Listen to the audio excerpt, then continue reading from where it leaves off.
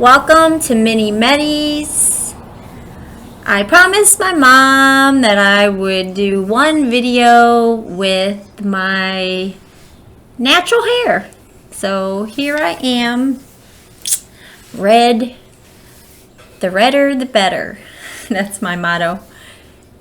So today the topic's going to be on love.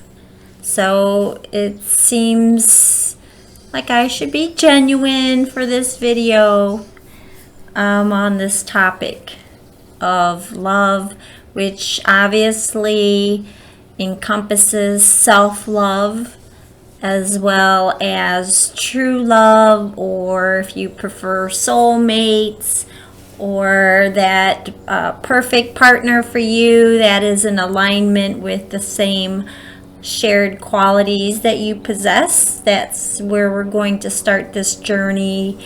And the key is what are your key qualities? What is it about you that you feel you have to offer that stands out? Is it your compassion? Is it your generosity?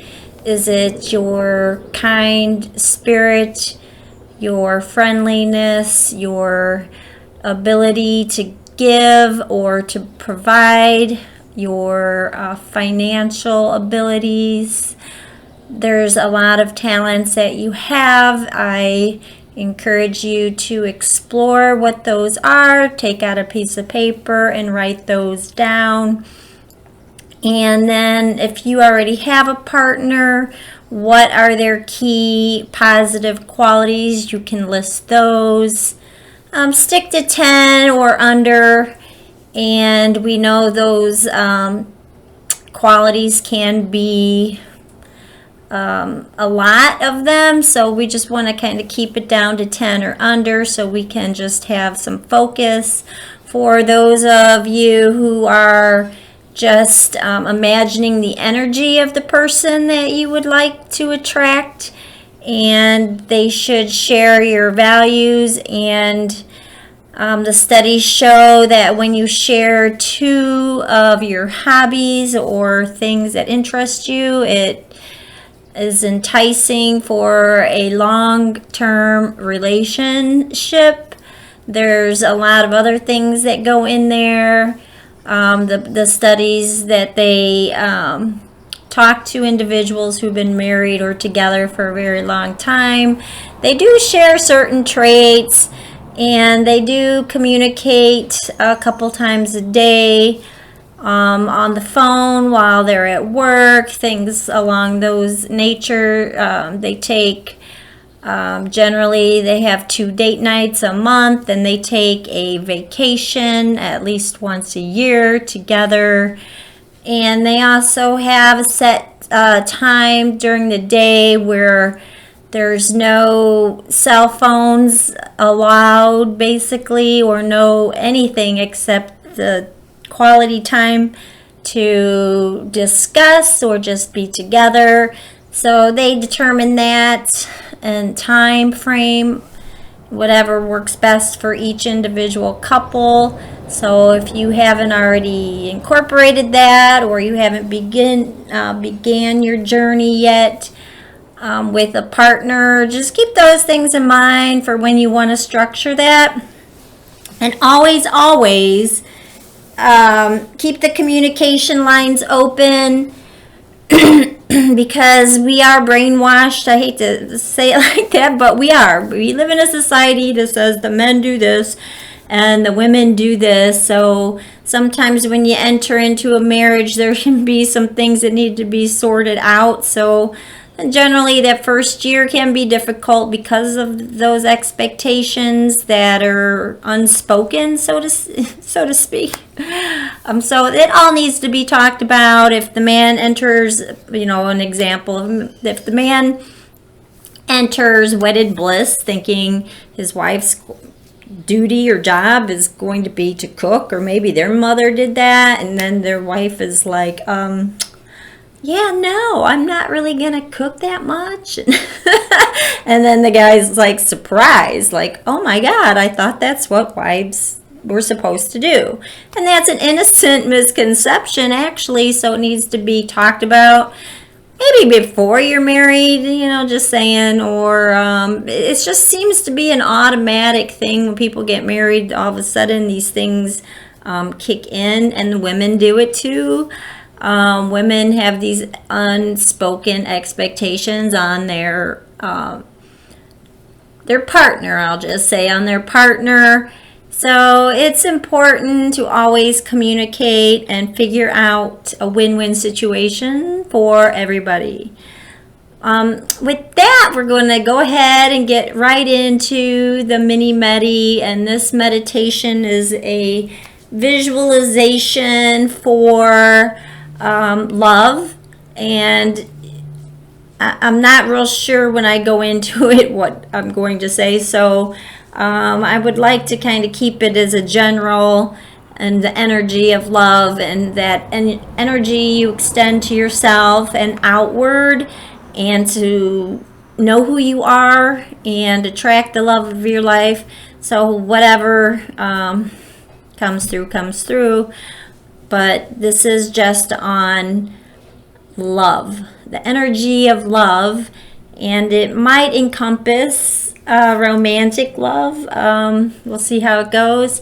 So basically, what I do for all these mini medis, if you haven't been here, I generally do a little talk for a few minutes, and then a few minute meditation, visualization, just to calm, to open yourselves up like a vessel, and then you unclutter for a few moments, and it's designed to encourage you to release the good in you, but to just feel that good in you and attract that goodness, because you are in the energy of all possibilities.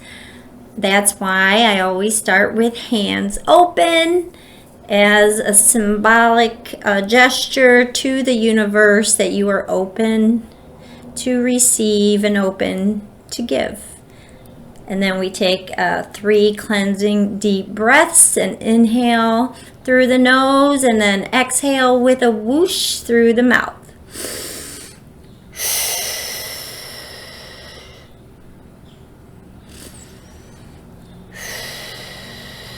And last one. Inhale the positive energy, and exhale the negative energy and emotions that you might be holding inside. Now you're just going to sit with the energy of who you are and know who you are. Think about that. Who are you? Ask yourself, who am I? And then think of 3 things that you are. So I am a good friend. I have a beautiful soul. I am honest. Just speak it. Speak it to yourself now. Take a moment and inhale and exhale. Everything depends on what you tell yourself. If you're dating someone and they leave you, know that we have all experienced that heartache and that pain. But what you tell yourself, what story you say to yourself, really is what's going to give you your power. And the idea is for you to stand in your personal power, because you have personal power, and everything you say to yourself is vital, is key, is so important. So how do you interpret that if someone's dating you and leaves you? For whatever reason, it doesn't even matter why. But if you tell yourself, oh, I'm good for nothing, that type of thing, that's not where you want to come from.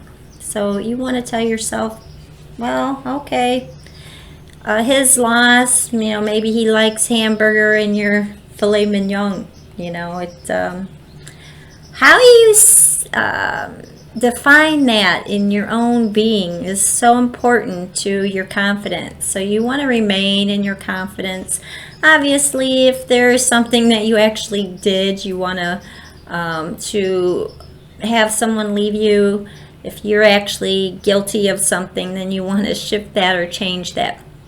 But if somebody's just leaving you and you don't even know why, and you know in your heart you did nothing wrong, and you were giving your best shot, then you need to interpret that as their loss, not yours. There's nothing wrong with you. You are a beautiful person, and your higher power is preparing you for someone that suits you. So sometimes we vibrate to a certain energy and people fall away from us. I mean, even if you're starting and you're having a lot of success, your old friends might get jealous and you need to leave them behind for a time. Maybe permanently, maybe just some of them. Maybe you have to shift your communication with them. So you have to decide what's important, who's important, but you have to pursue your best version of you. So know who you are, stay in touch with your positive qualities. Consider your partner who you have or who you'd like to attract. So if you have a partner, just honor their positive qualities and appreciate them and think, how can I make their life better today?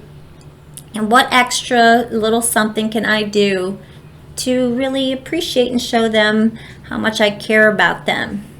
Now, if that is who you are, you're a caring person, and you would like to attract that same quality in a partner, then you stay in touch with those qualities. So you can pick 3 qualities in yourself. Let's say, I am caring, I am compassionate, I am generous, I am someone you can depend on.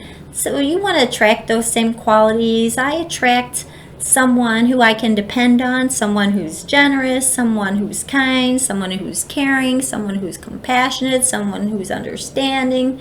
And just be open to, you have those qualities and you are attracting those qualities in the people that come into your life, whether they are romantic relationships or just friendships, and maybe there'll be a chemistry and it'll bloom. So just stay in touch with those qualities that you desire, and stay in touch with the qualities that you are, and come from that place when you are with people and in going throughout your day. Don't lose sight of your positive qualities. Stay in touch with those energies. And remember, love, love, love. Love yourself. Consider what the word love means to you. Is it a warm, accepting feeling? What is it to you? So really identify that and hold that in your energy space. Hold that in your heart. Hold that in your mind. Hold that in your being, that you are love, you are compassionate, you are open, you are accepting. That is who you are, and that is your nature. And go about your day in that loving kindness. And on that note, we're just going to inhale, take one deep breath, inhale, and exhale. Let it all go, and you can slowly open your eyes and say, thank you for this day. Thank you, thank you, thank you. And it's a beautiful day. Just honor yourself. Know that you do have that personal power, and we live in this energy field where every version of us exists. So be the best version of you and show love to yourself. Send yourself some flowers, write yourself a love letter, give yourself a hug, say, I love you, I love you, and start there. That's a good place to start with love, and let the people in your life know, whether you're telling them or showing them or a small gesture. It doesn't always have to be a big gesture. or write yourself a sticky note on your mirror that says, I love you unconditionally, or I hug you, or you're amazing. Something that really feels good to you and resonates with your heart.